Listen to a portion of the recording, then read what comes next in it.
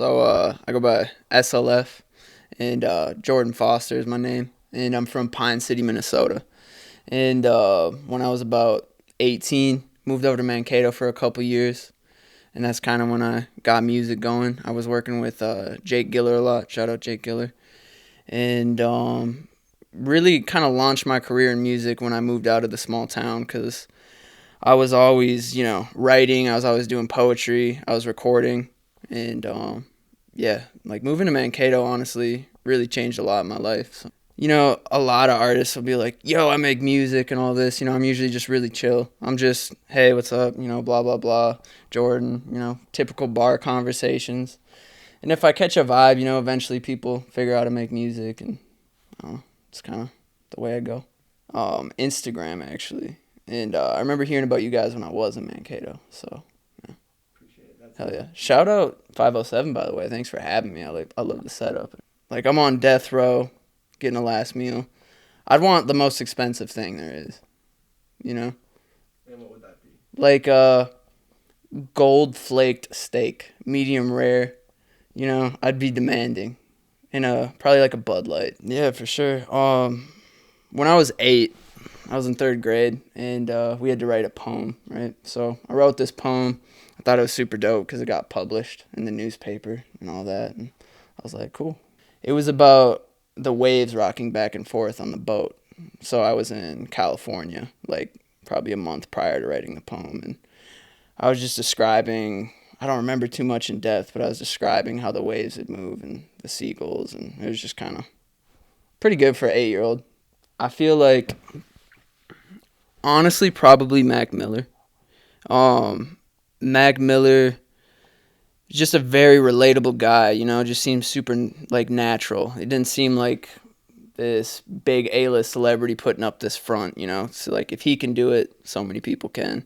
I believe he's inspired a lot of artists on this generation. Yeah, for sure, man. I've been stage fright. I get stage fright every time I go up, I'm not going to lie. The way I deal with it, though, is, shit, I'm already here. This is what I do, and let's put on a show for the fans. And I always just kind of get my moment, and I just shut everything out, just shut everything out, block out all the noise, and just perform, do my best. So, whenever I'm making a song, right, I'm always trying to make sure that every part flows together properly. So a lot of people, they'll take the approach to write before they record, and of course I do that, but I'm not afraid of like leaving out the last like 4 bars of a verse to record it, see what belongs there, and finish it. I like to put what belongs on a beat and not try to force it. So less forced words, more natural sounding. Lately I've been moving away from writing a lot, and I've been trying to just like record and just kind of do it off the dome.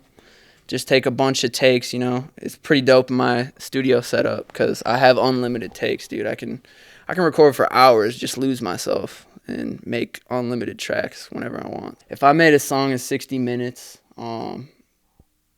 it'd probably sound a lot like one of the tracks released currently. A lot of times I'm making tracks under, 60 minutes.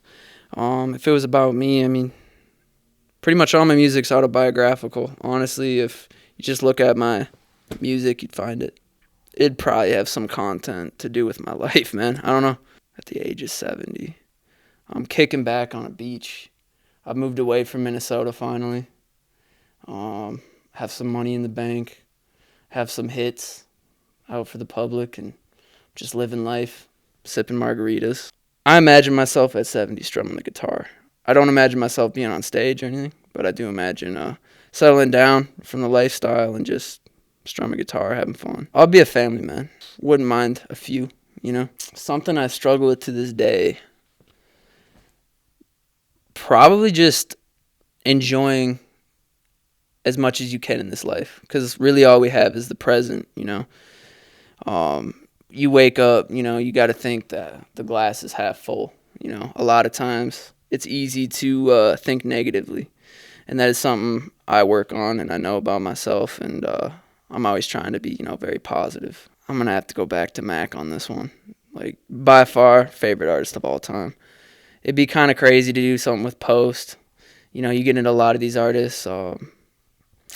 I think it'd be dope to do something with the Beatles, even like just like there's so many fucking options when it comes to that. I love all genres, all different times of the music. 70s rock, new hip hop, rap, all of it. So I feel like I always feel like I was someone important. You know, like I feel like I did something to entertain people, and it went over well. Definitely my studio. Um, I feel extremely comfortable in my own studio. I'm in there hours and hours and hours, every night. So, I mean, it's just a place where you can really just cut loose and just enjoy life, And I get lost in my own studio all the time. I love my studio. I actually have some plants in there, some essential oils. I usually like kind of have this ritual where I light up a candle when I start writing. And yeah, man. Some pretty good equipment now. I've upgraded over the years. Yeah, so me and Kent Vinyl actually just dropped Mindfire. So 6-track album. Going over really well. I was super surprised to learn that the top city is Zurich, Switzerland for my streams. And the guy from Zurich hit me up and he put on a bunch of people in Zurich. So Zurich is just bumping Mindfire right now. So it's kind of crazy to think about. And I have a new single coming out soon. It's RDF. By the time this video is out, it'll probably be out. And then I'm also working on a project Network. Yes, it'll be out in 2022. That is the absolute goal. I wanted to have it released in 2021, but the reality is the concept is so big that I feel like I have so much to learn before I can fully comprehend it. I don't want to release a project because I'm putting in a lot of hours on Network.